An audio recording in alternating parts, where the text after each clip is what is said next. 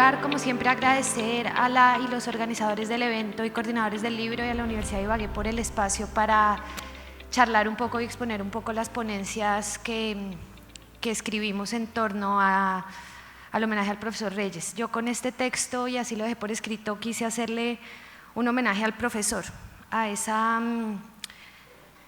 parte de la labor jurídica en la que dicen quienes lo conocieron se sentía más cómodo, y casualmente es exactamente en la misma parte de la labor jurídica en la que yo me siento más cómoda también.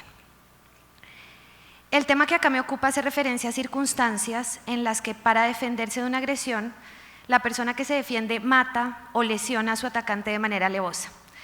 Entonces pretendo mostrar cómo en algunas circunstancias esa conducta en apariencia alevosa es en realidad la forma necesaria de ejercer la acción defensiva. Por lo tanto, si se cumplen el resto de requisitos para la configuración de la legítima defensa, la actuación estaría cobijada por esta eximente y la conducta en el contexto se constituye como necesaria. De ahí el título de mi intervención del día de hoy, la alevosía necesaria. En primer lugar, trataré los dos conceptos centrales para el análisis, es decir, la legítima defensa y la alevosía. Para explicar la legítima defensa, utilizaré los conceptos dados por el profesor Reyes Echandía en su obra Antijuridicidad, donde en efecto se ocupa ampliamente del análisis de esta figura dogmática. En términos generales, decía Reyes Echandía que la legítima defensa es la reacción tempestiva y adecuada a una agresión actual e injusta. Esta reacción tempestiva y adecuada resulta dañosa para uno o varios derechos de quien ejerce la agresión. No obstante, ese daño que se genera resulta permitido por el ordenamiento, toda vez que por el contexto en el que tiene lugar la acción, precisamente por ser una acción defensiva, se permite, valga la redundancia. El hecho de que ese daño esté justificado implica que no hay responsabilidad penal por el mismo, toda vez que se trata de un daño que no se trata de un daño antijurídico. De ahí que tanto la doctrina como la jurisprudencia, etcétera, afirme que se trata de una causa de ausencia de antijuridicidad, y sobre esto nunca ha habido debate. Bueno, nunca, pero no hay debate. La figura de la legítima defensa, como todos saben, existe en la mayoría de los ordenamientos jurídicos del mundo y los requisitos para su configuración son esencialmente los mismos, sobre todo en los ordenamientos de tradición jurídica romano-germánica. En nuestro caso, su regulación y sus requisitos de configuración se encuentran contenidos en el numeral 6 del artículo 32 del Código Penal, que establece que no habrá responsabilidad penal cuando se obre por la necesidad de defender un derecho propio ajeno contra injusta agresión actual o inminente, siempre que la defensa sea proporcional a la agresión. Entonces, según esta norma, se puede establecer que los dos grandes requisitos para la configuración de esta eximente son la existencia de una agresión injusta y actual, y que la acción de defensa sea necesaria para defender el derecho propio o ajeno del agredido. Que ésta sea proporcional a la agresión sería un tercer requisito del que ya vamos a hablar. Adicionales a estos requisitos, y de los que por tiempo no me voy a ocupar hoy acá, tanto la doctrina como la jurisprudencia han establecido que también debe concurrir una ausencia de provocación suficiente, y algunos doctrinantes hablan del ánimo de defensa o de la conciencia del contexto de defensa, que por algunos es entendido como un elemento subjetivo de la causa de justificación. Entonces, centrándome tanto en la agresión como en la necesidad, regreso a las definiciones y los conceptos que nos da el homenajeado, diciendo que la agresión es un comportamiento humano lesivo de intereses ajenos. La definición es correcta, pero es importante hacer algunas aclaraciones complementarias. Primero, ese comportamiento humano no necesariamente tiene que ser un acometimiento físico violento en el sentido de la vis absoluta, porque los bienes jurídicos inmateriales también pueden ser susceptibles de ser defendidos por medio de la legítima defensa. En esta línea también se expresó Reyes Echandía al afirmar que la agresión se puede presentar como una coacción moral, vis compulsiva, en la medida en que la amenaza constituya peligro de tal naturaleza que evidencia daño más o menos inmediato. Pero además es importante agregar que esa agresión no solo lesiona o pone intereses ajenos o bienes materiales o inmateriales en abstracto, sino que esa lesión o puesta en peligro de esos intereses se debe analizar a la luz del contexto social que está caracterizado por la dinámica de la vida cotidiana, en el sentido que expresa el profesor Omar Palermo. El artículo 32 lo primero que nos dice es que la agresión debe ser injusta, actual o inminente.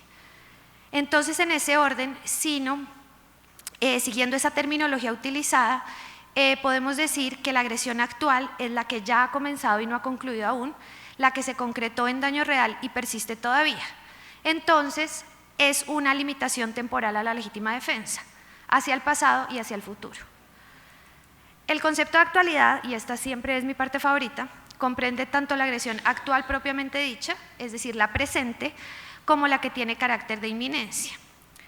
Esas agresiones a las que Reyes Echandía cataloga como presentes, a mi juicio se dividen en dos supuestos. Las agresiones actuales, que tienen lugar en el mismo momento en que se ejerce la acción defensiva, es decir, agresiones que yo he denominado en curso, y las agresiones continuas. Así son actuales en el sentido de la legítima defensa, las agresiones inminentes, que son las que están por suceder, en curso y continua. En palabras de Reyes Echandía, la agresión inminente sería cualquier gesto, actitud, amenaza que evidencie daño inmediato a la persona. Por su parte, las agresiones continuas son aquellas en las que la lesión al bien jurídico se extiende en el tiempo. He sostenido en algunos trabajos que existen dos tipos de agresiones continuas.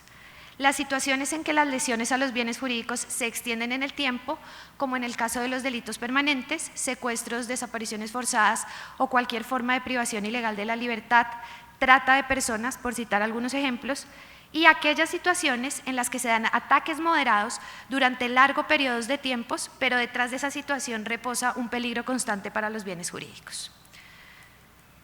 Ahora bien, el otro gran requisito para que se reconozca la legítima defensa es que la acción defensiva sea necesaria material e instrumentalmente.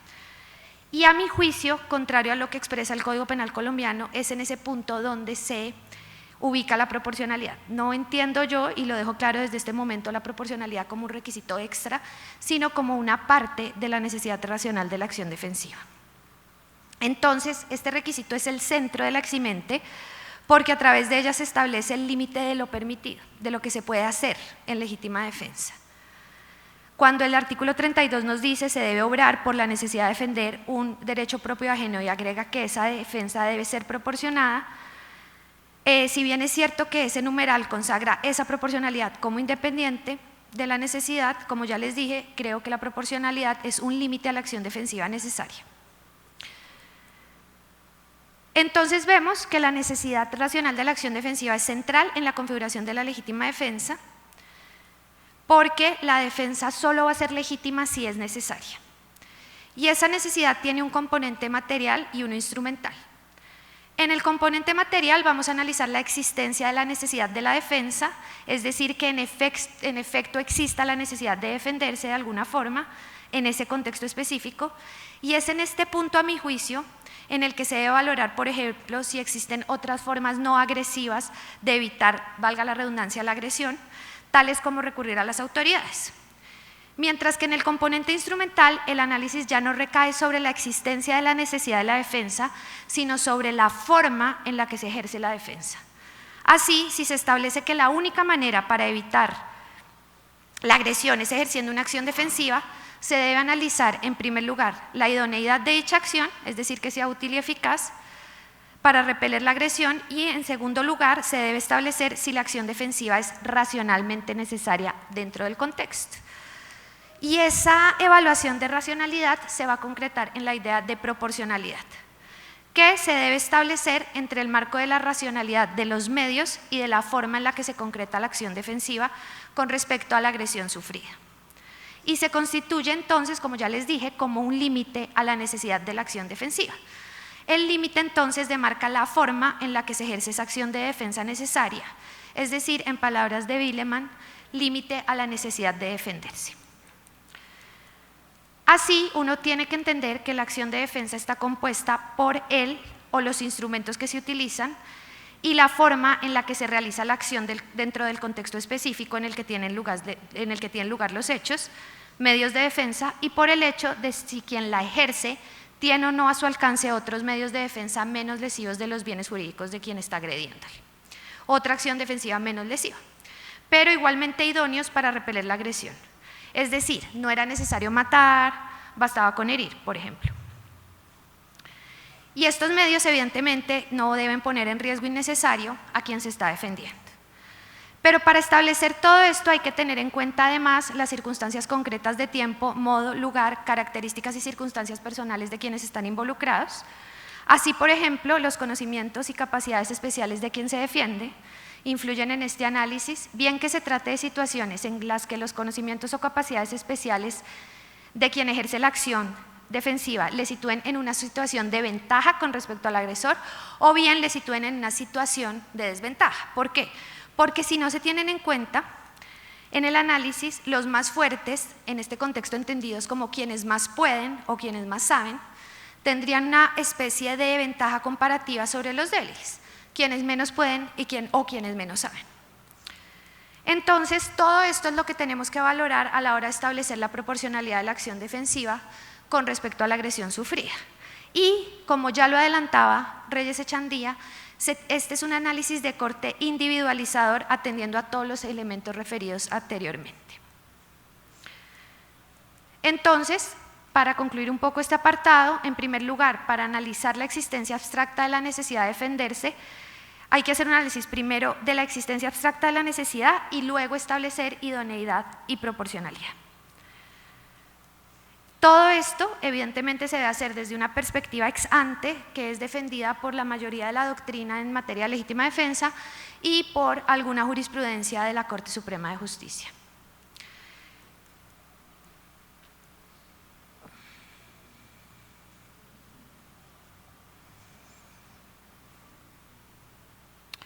La alevosía, entonces, digamos, para seguir no me voy a adentrar, digamos, en el tema de los excesos por cuestiones de tiempo, y ya podemos entrar al tema de la alevosía.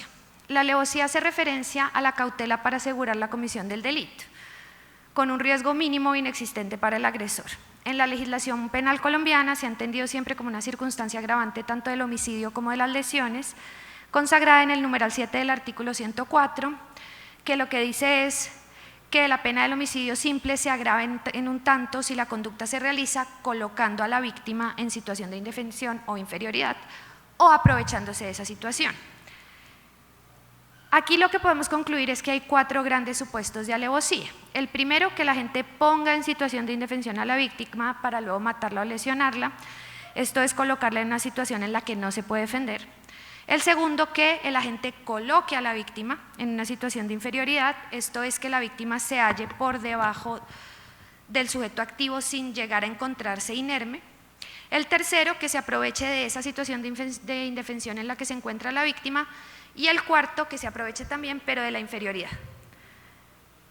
Estos 2 últimos supuestos se configuran cuando la víctima ya se encuentra en alguna de esas 2 situaciones sin que el agente haya tenido incidencia en la situación, pero se aprovecha de ello. La Sala de Casación Penal tiene, digamos, una jurisprudencia un poco encontrada en materia de este tema, pero la que ha seguido más recientemente viene de una sentencia de 1955 en la que entiende que todas las circunstancias previstas en el actual numeral 7 del 104 son alevosía. Porque en alguna jurisprudencia de alguna doctrina hace la diferencia, entonces dice que una cosa es insidia, otra cosa es alevosía, etcétera, pero la jurisprudencia actual, no quiero decir mayoritaria sino actual, ha seguido esa línea de que todo lo que está en el 7 del 104 es alevosía. Entonces, el fundamento material de esta circunstancia de agravación punitiva es evidentemente un mayor desvalor de acción objetivo, porque bien sea colocando o aprovechándose, la acción facilita la comisión de la conducta punible, porque de cualquier forma la persona se va a encontrar o bien desprevenida o bien con sus capacidades disminuidas, lo que en cualquier caso le va a impedir repeler un ataque y obviamente facilita la ejecución de la conducta. Luego de esto, entonces voy a plantear un poco el problema del que me voy a ocupar. Como ya les dije, lo que pretendo resolver son esas situaciones en las que para defenderse de una agresión, la persona que se defiende mata o lesiona a su atacante de manera aparentemente alevosa. Estos supuestos de hecho tienen en común el hecho de que existía un antecedente específico de violencia en el marco de una relación entre las personas involucradas y se pueden asimilar a los casos que la criminología alemana ha denominado como actos de relación. En ellos existe una relación relevante para el curso de los acontecimientos y previa a los hechos entre víctima y agresor. Y es precisamente en estas situaciones en que la persona agredida encuentra en la alevosía del arma para repeler situaciones de violencia y brutalidad. Voy a poner un par de casos que pueden ilustrar esta situación. Primer caso, que lo pone el profesor Reyes en el manual, en el libro de antijuridicidad, para ilustrar otra situación de legítima defensa. Yo me tomé unas libertades de guionista y le hice unas adaptaciones, pero el primer caso es: Juan le reclama a Pedro un dinero que le debía, Pedro se niega a pagarle, lo injuria y lo ataca con un machete. Juan se trata de defender con un palo, pero no logra evadir los ataques de Pedro y esos ataques le ocasionan varias heridas. En un momento, Pedro pierde el equilibrio y cae al piso, y esa circunstancia la aprovecha Juan para tomar el machete y matarlo, o herir, lo que prefieran. Caso 2. Este caso está tomado literalmente de una sentencia del tribunal alemán que lo llaman el caso del tío. A, tío de B, viola a la esposa de este último mientras la amenazaba con un arma. Por esta causa, la mujer rompe relaciones con B y le solicita el divorcio. Como consecuencia de la humillación que se le infligió, también intentó suicidarse en 3 ocasiones. Tiempo después, B se encuentra por casualidad con su tío en la calle y le reclama por todo lo ocurrido. A se jacta, es el tío, ¿no? Se jacta de la violación y amenaza de muerte a B mientras le apunta con un arma diciéndole que lo va a matar. El tío se gira por un instante, se desplaza unos metros como para cerciorarse de que no hubiese testigos, le da la espalda al sobrino, que estaba armado, y quien, aprovechando ese momento, le dispara por la espalda ocasionándole la muerte. Otro caso, que no es de mi invención, sino del profesor Molina Fernández, hace referencia a que 2 hombres van a cruzar el Atlántico en un barco, y uno de ellos, que llamaremos C, se rompe una pierna. Durante varios días, el otro hombre, que llamaremos D, lo había golpeado violentamente, y una noche lo amenaza con matarlo en 1 hora y se retira a dormir. C, que ya tiene la pierna rota, aprovecha la situación y mata a D mientras está durmiendo. A mí los casos de personas que matan gente dormida me encantan. E amenazó a F con, el siguiente caso es E, amenazó a F con denunciarlo. Este caso también es tomado de una sentencia del tribunal alemán, que se llama el caso del chantajista, y es el que precisamente empieza a plantear estas situaciones que los alemanes llaman situaciones de alevosía cercanas a la justificación.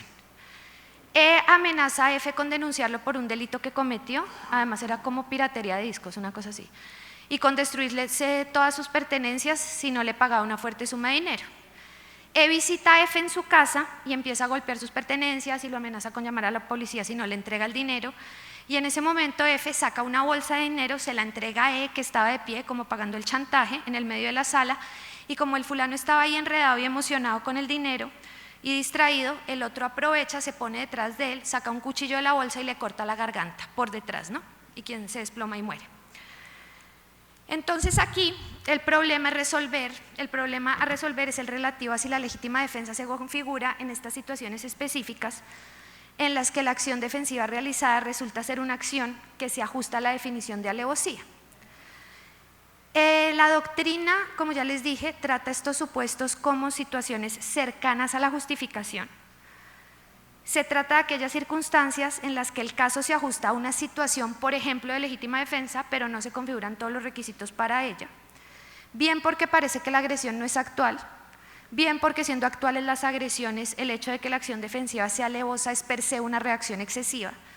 Y sumado a lo anterior, se ha entendido que la alevosía sería incompatible con la eximente incompleta de la legítima defensa. Y, como es obvio, con la eximente completa. Es decir, se ha entendido que nadie puede reaccionar de manera alevosa para defenderse.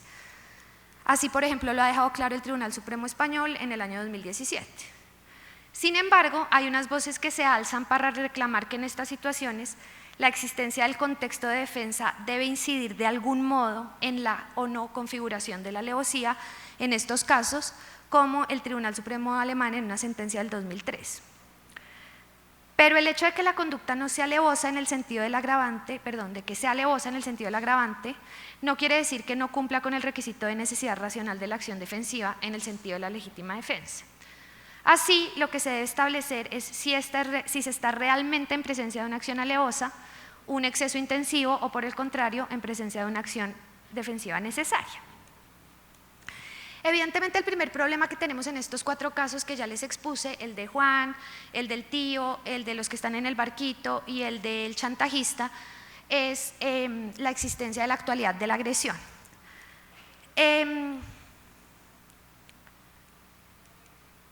Lo que yo creo que, digamos, sin intención de entrar aquí a resolverlos a profundidad, ¿no? La respuesta en los casos 2 y 4, que serían el tío y el chantajista, la respuesta la encontramos en la jurisprudencia. Respecto a la circunstancia de amenazar a una persona con un arma, la jurisprudencia nacional ha establecido que eso actualiza el ataque al que se refiere la eximente, además de que ubica al sujeto que ejecuta ese comportamiento en una situación injusta y no le permite considerar algo diferente al afectado de hallarse frente a un acto violento con la inminencia de materializarse desde un punto de vista físico, ante lo cual es lícito reaccionar, dice la Corte Suprema de Justicia. En el caso 4, en la sentencia en la que se pronuncia el propio tribunal alemán sobre este caso, reconoce que hay una actualidad de la agresión en el sentido de la legítima defensa, toda vez que el ataque a la propiedad del acusado seguía existiendo porque el botín no había sido asegurado. El caso 3, que es el de los barquitos, se puede pensar que la agresión permanece en el tiempo, es decir, se trata de una agresión continua. La permanencia de la agresión se basa en la existencia de las agresiones sistematizadas de la que había sido víctima C, porque éstas generaron una situación de peligro latente para sus bienes, peligro al que se le suma el contexto en el que se encuentra.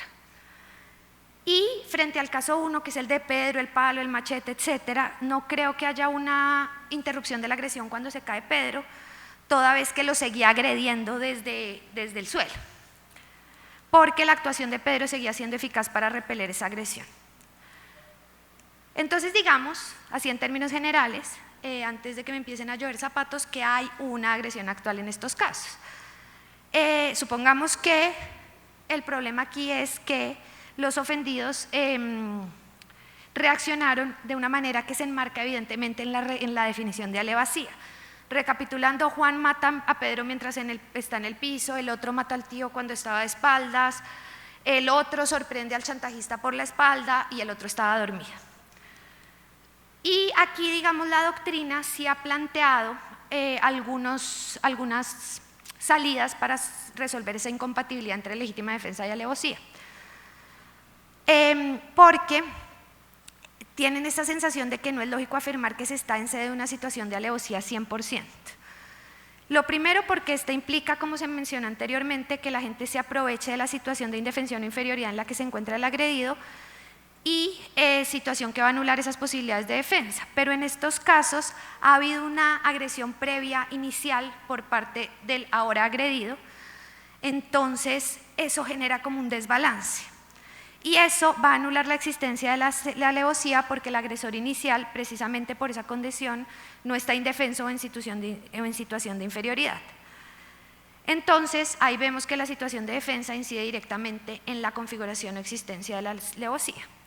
Pero esta situación, que es la que ha planteado el tribunal alemán y algunos doctrinantes alemanes frente a este tipo de casos, se limita a negar la existencia de la alevosía para abrirle campo a un análisis en sede de legítima defensa que parecía bloqueado por su existencia, pero no es suficiente para negar o fundamentar su configuración. ¿Por qué? Porque decir que no hay alevosía no implica asegurar que la acción se ejerció o no en legítima defensa. Entonces, la situación no está, o sea, la solución no es negar la alevosía en estos casos, sino establecer a la luz del caso concreto si ésta se constituye como una acción defensiva necesaria en el contexto. Lo que reprochamos con la alevosía es el aprovechamiento de la situación en la que se encuentra el agresor inicial, pero en algunos casos, haciendo un análisis global, individualizador y desde una perspectiva ex ante, parece que ese hecho es parte esencial de la acción defensiva necesaria. Así, si se logra establecer que la acción defensiva solo se puede ejercer con éxito en el momento en que el agresor se encuentra indefenso o en una situación de inferioridad, esta resulta idónea para repeler la agresión. Sumado a ellos y por el contexto, circunstancias de modo, tiempo, lugar, capacidades y conocimientos especiales de la víctima del agresor, se establece que la situación de indefensión es clave para que la víctima pueda defenderse sin ponerse a sí misma en una situación de riesgo innecesario. La acción defensiva será además proporcional. Y así, la acción alevosa se constituye como la acción defensiva racionalmente necesaria en el contexto específico. No me voy a adentrar en la solución de cada caso, pero para dejarlos un poco intrigados, pero voy a dar 2 o 3. En el caso 1, parece que desde una perspectiva ex ante, el único momento en el que Juan podía repeler la agresión de Pedro era mientras se encontraba en el piso. Pedro logró herir en varias oportunidades a Juan antes de caer, lo que muestra que si no hubiera caído lo hubiese seguido tratando de herir con el machete. La acción defensiva fue idónea porque en efecto la agresión cesó y resultó no solo porque el momento espacio-temporal que se le realizó era el único posible en el que se podía repeler totalmente la agresión, sino porque el instrumento utilizado era el que tenía a mano Juan. Y por ejemplo veamos el caso 3, el del barco. En el caso 3 se puede apreciar más claro en análisis, toda vez que existe un agresor dormido, un agredido incapacitado físicamente y un contexto de soledad que impide recurrir claramente a otras vías de salvación. En este caso parece que matar al agresor dormido, cuando no solo ha realizado una amenaza de muerte concreta, sino que ha realizado agresiones sistemáticas en contra de la víctima por parte de una persona que además tiene una pierna rota, parece idóneo y proporcional en el contexto. Sumado al hecho de que se encontraban en medio del Atlántico en un barco. Lo propio podría predicarse también del caso 4. Todos estos casos y su solución ilustran que el profesor Reyes Echandía acertó al afirmar que la defensa debe considerarse necesaria cuando la naturaleza del ataque así lo exija. Así, si se establece que la acción alevosa defensiva es racionalmente necesaria, aun siendo alevosa, no se podrá sancionar penalmente porque fue el medio utilizado para ejercer una acción defensiva cobijada por la figura de la legítima defensa. Esto muestra además que la alegada incompatibilidad de la alevosía con la eximente completa o incompleta de la legítima defensa no existe. En estos casos, la alevosía se constituye como el único medio que tienen los débiles o los debilitados para defenderse de sus agresores sin necesidad de enfrentarlos, y penalizarla resultaría sancionar esa respuesta necesaria de quienes han sido agredidos frente a la violencia. Se trata entonces de supuestos en los que la alevosía es necesaria. Muchas gracias.